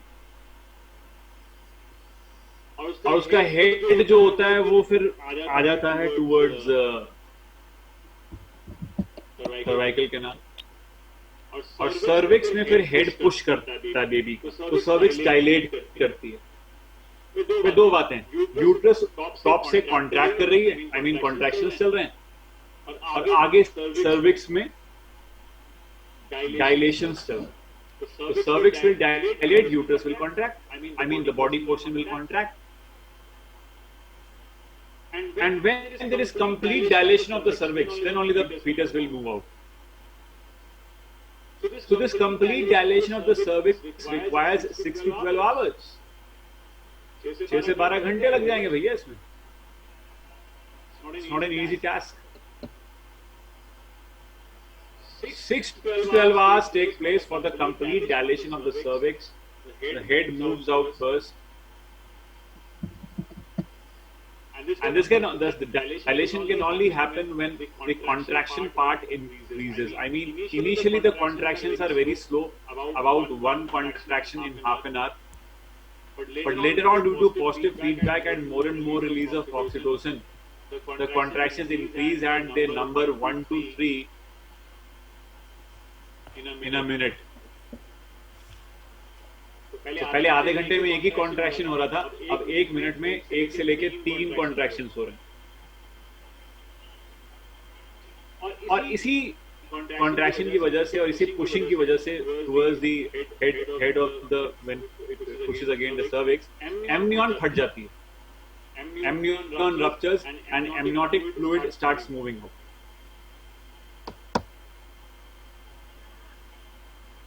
This is called water breaks. मैंने इसमें लिखा नहीं है. Rupture of dilation stage में आप लोग लिख लोगे. Release of amniotic fluid is called water breaks.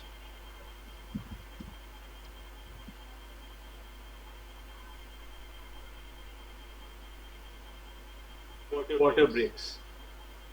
Amniotic fluid oozes out.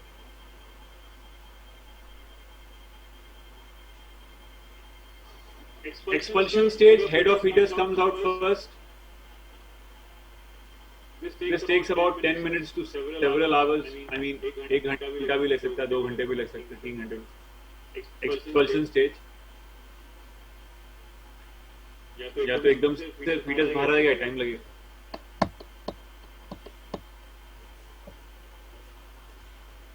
जैसे fetus बाहर आएगा, आप umbilical cord को कट कर देना, उसको टाई कर देंगे हम. Umbilical cord is cut and tied. And as soon as the umbilical cord is cut, the fetus, the connection of the fetus with the mother breaks. और उसको तो आदत होती है प्लेसेंटा से रेस्पायर करने की. उसके लंग्स तो काम करते नहीं है बच्चे के. तो अब जैसे बच्चा बाहर आ गया, umbilical cord कट करी, कनेक्शन टूटा, तो अब वो रेस्पायर करना चाहेगा तो नेचुरली रो पड़ेगा. रो पड़ता है, क्योंकि रोने से सांस ज्यादा अच्छी अंदर जाती है. रोएंगे सॉब है ना. Air moves inside. इससे रोते हुए आते हैं सब. आस्ता हुआ जो जाएगा सिकंदर कहलाएगा. तो पॉइंट इज दिस की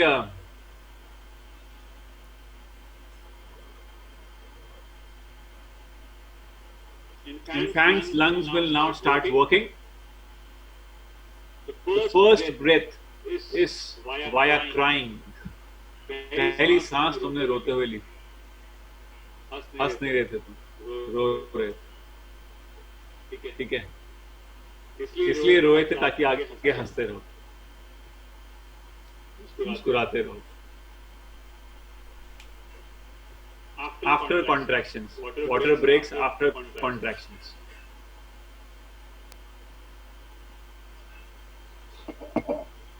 तो अब बेबी बाहर आ गया, लेकिन बेबी पापा को मिल भी गया. लेकिन अभी मदर जो है ना, उसको टाइम लगेगा. Because the remaining portion of the umbilical cord and placenta is still inside the mother's body. That will be removed in the next half an hour. The baby is received by the family, but mother is still in the OPD. I mean, in the operation theatre OT. Sorry. And more, this. Umbilical cord and placenta will move out in the next 5 to 30 minutes, and that is called after birth or placental stage. तो ये 3 stages होती हैं, और आप सब जानते हो कि ये एक पॉइंट आपके एनसीईआरटी में लिखा है. समरी अगर आप पढ़ोगे ना, अगर आप एनसीईआरटी पढ़ते हो तो एनसीईआरटी के चैप्टर में लास्ट में एक समरी भी होती है. I suggest you to read that also, because that has got certain points जो मेन टेक्स्ट में नहीं लिखे होते. ऐसा हो जाता. उसमें लास्ट लाइन लिखी कि parturition involves cortisol, estrogen and oxytocin, and there is increase in estrogen to progesterone ratio. अब देखो, पार्चुरेशन के टाइम पे progesterone declines.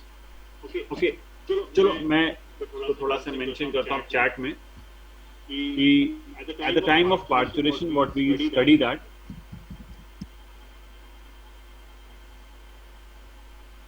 progesterone declines.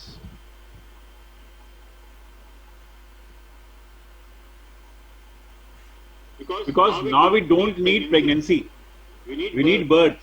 So progesterone declines, and what rises is estrogen. Estrogen बढ़ेगा. Estrogen करता क्या है? Estrogen creates receptors for oxytocin on myometrium. Myometrium के ऊपर ऑक्सीटोसिन के रिसेप्टर्स क्रिएट करता है. It also creates gap junctions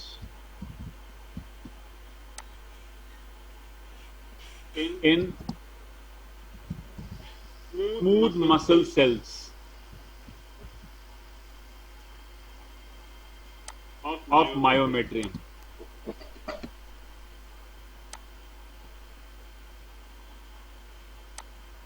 Gap junctions in smooth muscle cells of myometrium. ताकि इम्पल्स सही से ट्रैवल करे, तेजी से ट्रैवल करे. ये काम है एस्ट्रोजन का.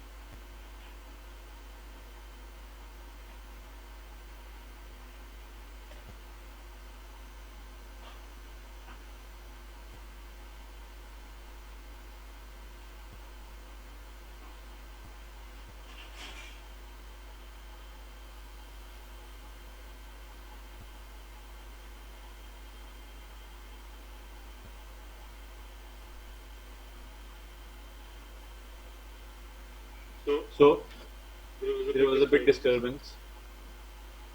So I was there कि I was telling you about the function of estrogen during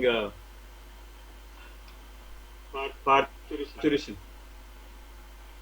तो मैंने बताया कि it is creating gap junctions, it is creating receptors in the myometrium so that development takes place.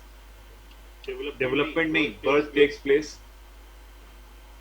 ताकि myometrium के ऊपर जैसे ही oxytocin के रिसेप्टर्स आएंगे, अल्टीमेटली जो है मायोमेट्रियम विल स्टार्ट कॉन्ट्रैक्टिंग.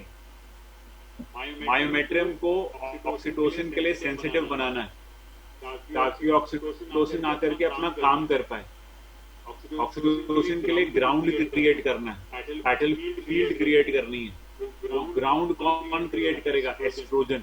जैसे एस्ट्रोजन एलएच को इंक्रीज कर रहा था ना ओवुलेशन के टाइम पे,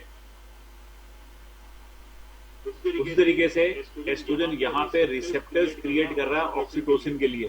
तो भैया तुम आओगे, तुम काम करना अच्छे से, ये तुम्हारे ग्राउंड क्रिएट कर दिया, तुम्हारे रिसेप्टर्स जो हैं स्मूथ मसल सेल्स पे बना दिए. और गैप जंक्शन होगा तो impulse will travel smoothly between the muscle fibers and ultimately contraction will take place very swiftly. इसके अलावा एक काम S1 का और होता है कि it stimulates placenta.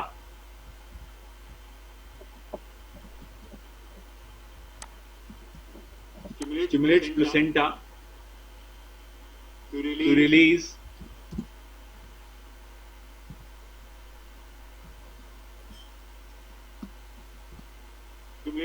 placenta to release prostaglandins. वैसे तो prostaglandins भी prostaglandins को हम लोग एब्रीविएट करते हैं PGA से. prostaglandins तो वैसे भी कॉन्ट्रैक्शन कॉज करते हैं स्मूथ मसल्स का, आपने पढ़ा होगा. और वैसे एक काम prostaglandin का क्या होता है कि prostaglandins स्टिम्युलेट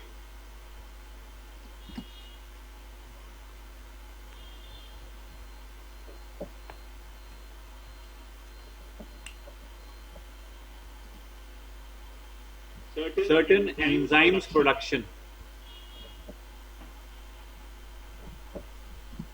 which dissolves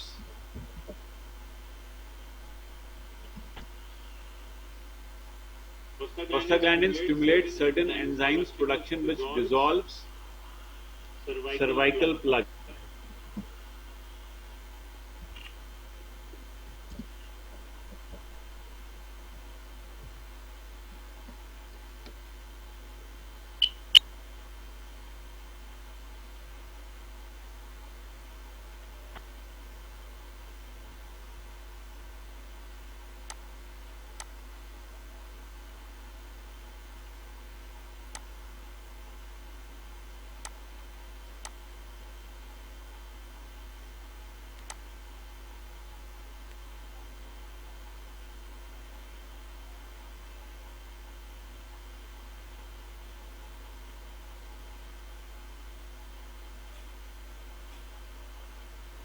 ये सब काम है, तो इससे एस्ट्रोजन का लेवल राइज करेगा ही करेगा. कॉर्टिसोल जो आप पढ़ते हैं, cortisol plays some function, plays some role in development of fetal lungs. fetal lungs को डेवलप करने में रोल प्ले करता है ये.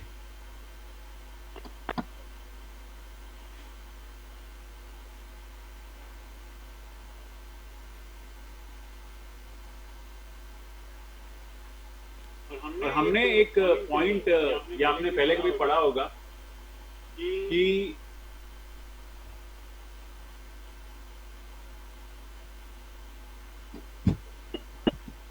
cortisol plays some role in the development of fetal lungs. हाँ, और ये पॉइंट आपने पढ़ा हुआ है कि development of surfactant.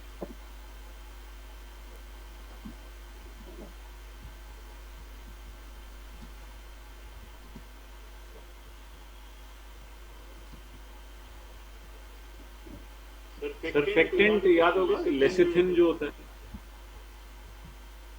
which lines the alveoli so that alveoli do not collapse. सारा मैं चैट पे लिख रहा हूँ, आपको दिख रहा होगा उस पे, and you have to note it down from there only, क्योंकि ये लिखा हुआ नहीं है टेक्स्ट के अंदर.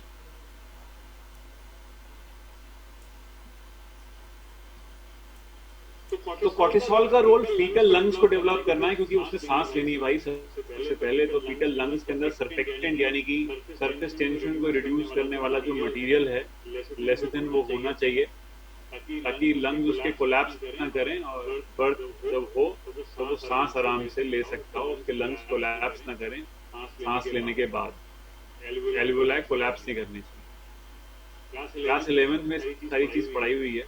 अगर आप बायोमोलिक्यूल सेक्शन देखोगे, लेसिथिन में मैंने इसको लिखवाया हुआ, आप बायोमोलिक्यूल से रीड कर सकते हो.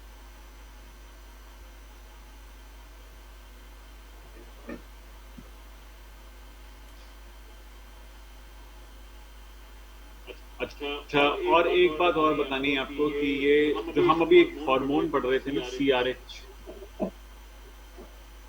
that is corticotropin releasing hormone, which establishes the time of birth.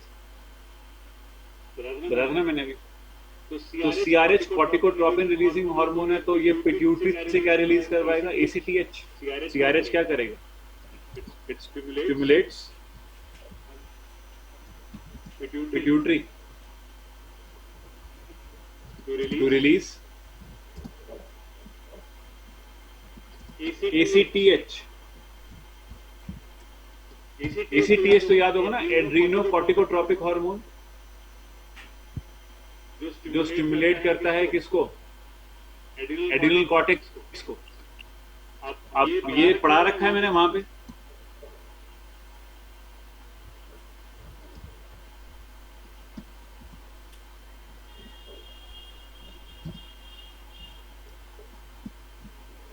which stimulates adrenal cortex to release what? Cortisol and DHEA। और DHEA की full form dehydro एपीएंड्रोस्टेरॉन।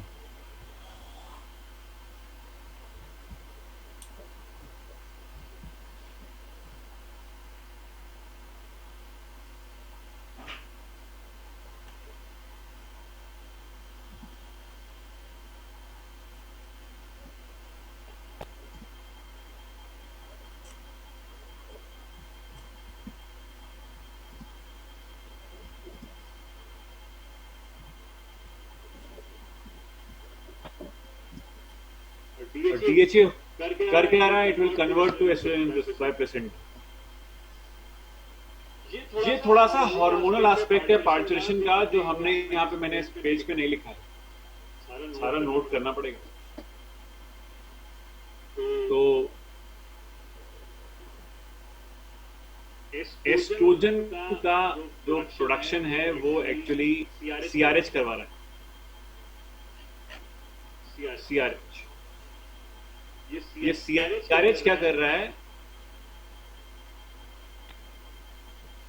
ACTH release करवा रहा है पिट्यूटरी से, और वो फिर एड्रिनल कॉर्टेक्स से रिलीज करा रहा है कॉर्टिसोल को और DHEA को, और DHEA क्या बन रहा है? एस्ट्रोजन बन रहा है। और ये एस्ट्रोजन फिर क्या कर रहा है? सारे फंक्शन बढ़ा देती है एस्ट्रोजन। और सब जानते हैं बर्थ के बाद फोरेमेन ओवेल बंद हो जाएगा बच्चे में। एक छेद होता है ना बच्चे के दिल में, याद है? फोरेमेन ओवेल, वो बंद हो जाएगा। और डक्टस आर्टेरियोसस होती है, वो भी बंद हो जाएगी। पढ़ाया था मैंने फीटल हार्ट सर्कुलेशन चैप्टर में। और इन दोनों को बंद कराने के लिए नाइट्रिक ऑक्साइड चाहिए होता है, एक न्यूरोट्रांसमीटर नाइट्रिक ऑक्साइड चाहिए होता है। और अगर ये नाइट्रिक ऑक्साइड का सिक्रीशन नहीं हुआ तो फिर ये स्विच ओवर नहीं हो पाता, फिर ये बंद नहीं होगा। फोरेमेन ओवेल और डक्टस आर्टेरियोसस नहीं बंद हो पाता, फिर मिक्स ब्लड ही पंप होता रहता है फीटस। और फिर वो ब्लू बेबी सिंड्रोम एक पढ़ाया था आपको, वो हो जाता है। फिलहाल नाइट्रिक ऑक्साइड चाहिए करने के लिए। लैक्टेशन में माँ ने बच्चे को दूध पिलाना है, मिल्क, और जैसे ही न्यूबॉर्न ब्रेस्ट के ऊपर सकल करता है तो सेंसरी इंपल्सेस जाती हैं स्पाइनल कॉर्ड में। स्पाइनल कॉर्ड से फिर ये इंपल्सेस पहुंचती हैं हाइपोथैलेमस में। हाइपोथैलेमस क्या सिक्रीट करता है? ऑक्सीटोसिन। ऑक्सीटोसिन आकर के मायो एपिथेलियल सेल्स को कॉन्ट्रैक्ट करता है एल्वियोलाई की, और फिर मिल्क का इजेक्शन होता है। आपको मैंने मिल्क पढ़ा रखा है, मेमोरी ग्लैंड्स पढ़ा रखे हैं, कॉम्पोजिशन ऑफ मिल्क पढ़ा रखा है, सब कुछ पढ़ा रखा है। जो एक बात पढ़ानी है आज वो है पॉजिटिव फीडबैक। एक पॉजिटिव फीडबैक मैंने अभी पार्चुरेशन में पढ़ाया कि more is the contraction, more is the release of oxytocin. और एक पॉजिटिव फीडबैक हमने पढ़ा इन केस ऑफ लैक्टेशन कि न्यूबॉर्न जैसी बेबी जो होता है वो सकल करेगा, सकलिंग एक्शन देगा on the on the nipple, the sensory impulse will be initiated, and those impulses will go to spinal cord. Spinal cord से hypothalamus. Hypothalamus will secrete oxytocin, and oxytocin will move to mammary glands for milk ejection. ठीक है, तो बस ये है। और जितना ज्यादा सकल करेगा वो निपल पे, उतना ज्यादा ऑक्सीटोसिन रिलीज होगा, उतना ज्यादा मिल्क इजेक्शन होगा। More is the Suckling, more is the ejection of milk. Positive feedback, तो 3 पॉजिटिव फीडबैक पढ़ लिए फीमेल की बॉडी में, एक during ovulation, during parturition and during lactation.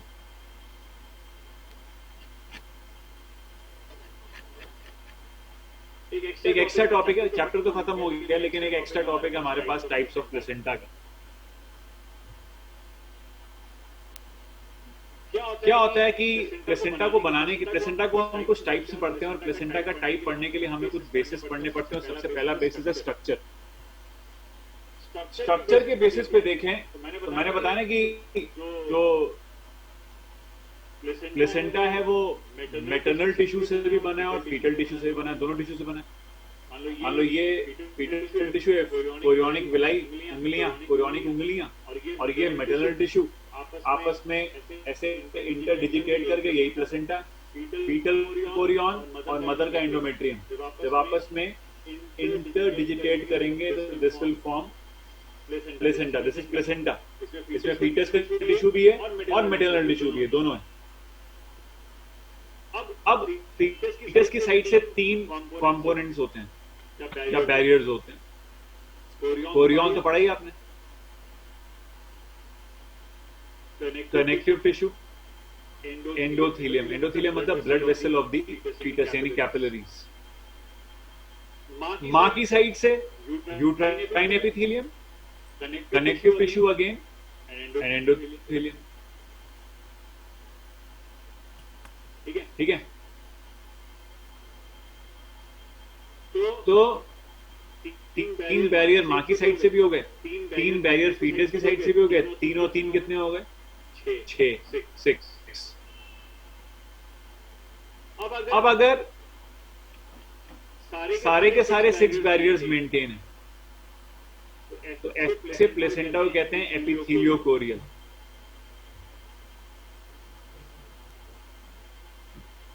अच्छा, पहला नाम आता है मां से। एपिथेलियम किससे आया? मां से, बिकॉज मां के साइड से क्या है? Uterine epithelium. और कोरियन किससे आएगा? बच्चे से, यहां से कोरियन आ गया। तो एपिथेलियम के सामने कोरियन है, यानी कि ऑल 6 बैरियर्स मेंटेन है। जब पहली लेयर के सामने, इसका मतलब दूसरी वाली भी और तीसरी वाली भी, यानी ऑल सबकी सब मेंटेन, ऑल 6 मेंटेन। 6 बैरियर्स हैं, और घोड़े गधे में यही होता है, एपिथेलियोकोरियल प्लेसेंटा। अब हल्के एक बैरियर रिमूव करेंगे मां की साइड से। हम रिमूव नहीं करेंगे, अपने आप नेचर ने रिमूव किया हुआ है। हम कौन होते हैं?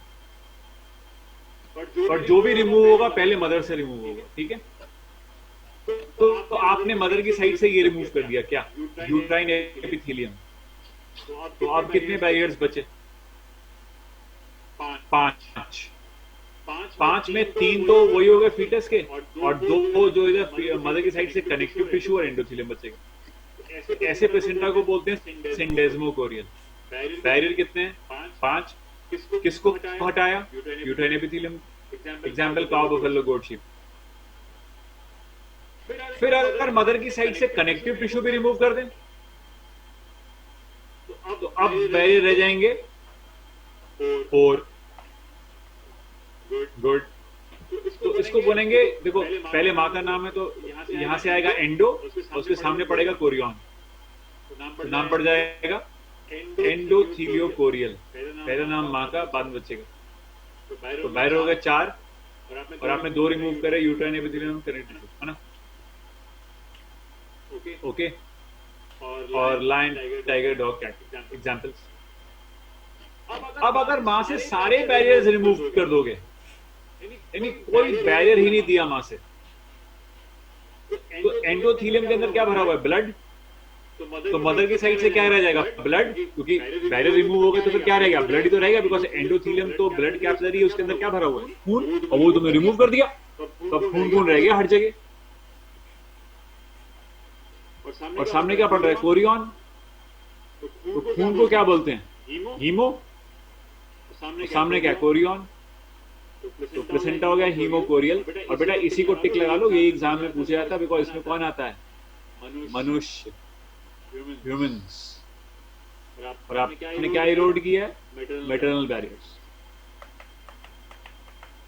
तो कोरियन यानी कि जो उंगलियां हैं बच्चे की, हम तो उंगलियां, सॉरी, कोरियोनिक विलाई जो है, कोरियोनिक विलाई जो है, कोरियन की जो फिंगर्स हैं वो मदर के खून में एकदम डूबी हुई हैं, लेकिन फिर भी ब्लड की मिक्सिंग नहीं करनी। Mother blood and foetal blood will never mix, only exchange will take place. तो chorionic villi are just filled with, just surrounded by blood, and this is haemochorial. अब अगर मदर की साइड से, अगर आपने मदर की साइड से तो वैसे ही सारे बैरियर रिमूव हुए थे, अब फीटस की साइड से भी 2 बैरियर रिमूव कर दिए, कोरियन एंड कनेक्टिव टिश्यू, तो सिर्फ एक बैरियर रह जाएगा, एंडोथेलियम। इसको बोलते हैं हीमो एंडोथेलियल। हीमो मतलब blood of the mother, endothelium मतलब फीटस का एंडोथेलियम। एक ही barrier, only one barrier, all barriers removed except foetal endothelium. Example rat, rabbit, चूहा, खरगोश।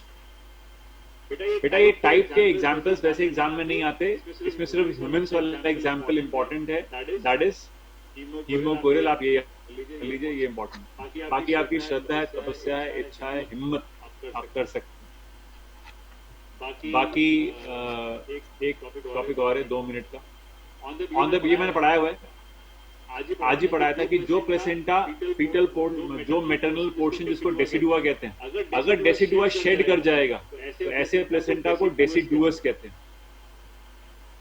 The placenta which shades is called deciduous placenta. और किस placenta की बात कर रहा हूं मैं? फीटल पोर्शन तो शेड करेगा। देखो फीटस बाहर जा रहा है तो फीटस अपना तो प्लेसेंटा लेके जाएगा ही जाएगा बाहर, मतलब अपना पोर्शन यानी कोरियन तो बाहर लेके जाएगा ना, बिकॉज वो पैदा जो हो रहा है अपना कोरियन बाहर ले जाएगा। लेकिन अगर उस कोरियन के साथ साथ यानी कि मैटरनल वाला पोर्शन भी चला जाता है बाहर, तो उस प्लेसेंटा को क्या बोलते हैं? डेसिडुअस। जैसे मैंने बताया कि जितना भी एंडोमेट्रियम है आपका, डेसिडुअस जिसको बोलते हैं, डेसिडुआ वो सारा शेड करता है ड्यूरिंग पार्चुरेशन। तो हमारा प्लेसेंटा हुआ डेसिडुअस। मान लो अगर डेसिडुआ शेड नहीं करता, I mean uterine endometrium shed नहीं करती, लेकिन फीटस वाला कोरियन शेड कर जाता है, लेकिन मदर ने अपना पोर्शन शेड नहीं किया, बोला मैं अपना पोर्शन शेड नहीं करती, फीटस बाहर जा रहा है, वो अपना पोर्शन ले जाए, हम अपना पोर्शन भी शेड करें। कोई बात नहीं, घोड़ा गधा आता है उसके अंदर, that is called non deciduous. अब अगर तीसरी कंडीशन है कॉन्ट्रा डेसिडुअस, मां कहती है हम तो कुछ भी शेड नहीं करेंगे, फीटस जाएगा बाहर, वो बात सही है, लेकिन प्लेसेंटा फीटस वाला भी मेरे पास ही रहेगा, निशानी रहेगी बच्चे की मेरे पास, मैं अपने बच्चे की निशानी रखूंगी अपने पास। No shedding, even foetal part of is absorbed by the mother to provide nourishment, मतलब अपने आप को नरिशमेंट देने के लिए खून ज्यादा लॉस नहीं करती है फीमेल, मतलब ब्लीडिंग नहीं होती उसके अंदर इतनी ज्यादा, और बर्थ हो जाती है। कॉन्ट्रा डेसिडुअस कहते हैं इसको हम लोग।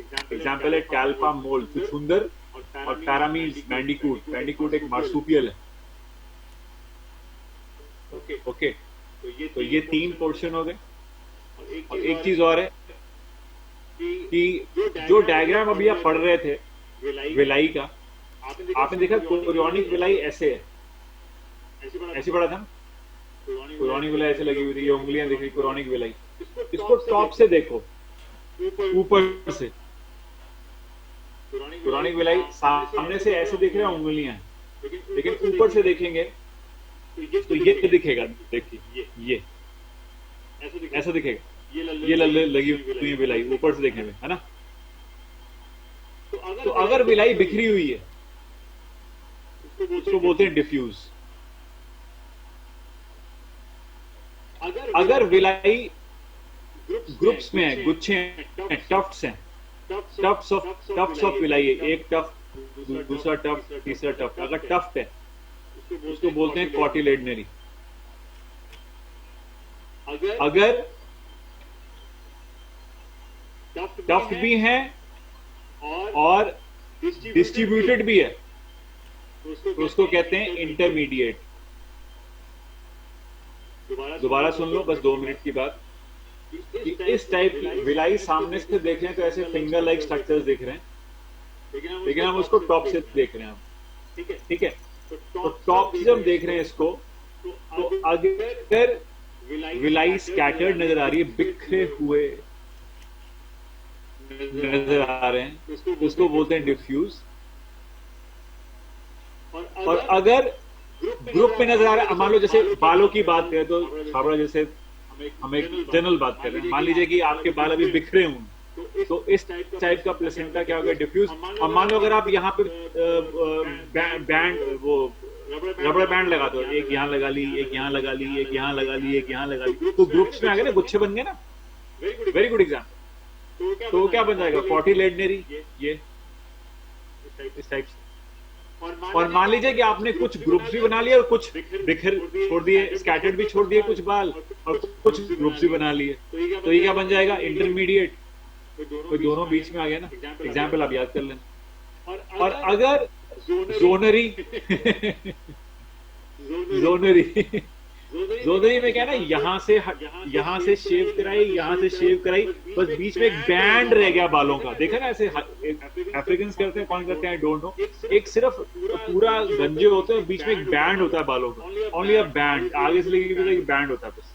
I hope you can now understand by this examples. This is called जोनरी placenta. इसमें विलाई ऐसे लगे होते। तो रेजल या रेजल, तो नाइस एग्जाम्पल। अभी स्ट्राइक किया मेरे माइंड में, मतलब ऐसे मैंने पहले कभी एग्जाम्पल दिए हैं। तो ये आपका आ जाएगा कैट डॉग वगैरह में। और डिस्कॉइडल में सिर्फ एक बीच में एक पैच होगा, सिर्फ उसमें विलाई होंगे, बाकी पूरा गंजा होगा, एवरीथिंग। सिर्फ बीच में एक पैच है, उसमें बाल हैं, और बाकी पूरा गंजा है, यानी कि विलाई एक डिस्क के अंदर है। इसको बोलते हैं discoidal. And finally, last but not the least, we have metadiscoidal. और मेटाडिस्कॉइडल का मतलब होता है, मेटाडिस्कॉइडल याद करना, बाकी सब तो एग्जाम में नहीं आएगा। मेटाडिस्कॉइडल इज इंपॉर्टेंट बिकॉज इसमें कौन आता है, ह्यूमन बींग्स। और इसका मतलब क्या होता है कि पहला प्लेसेंटा डिफ्यूज है और बाद में होता है discoidal. Earlier placenta is diffuse, later on it turns to be discoidal. This type of placenta is called metadiscoidal and is found in humans. It's a transition from diffuse to discoidal. तो आपने मनुष्य के placenta ही याद करने।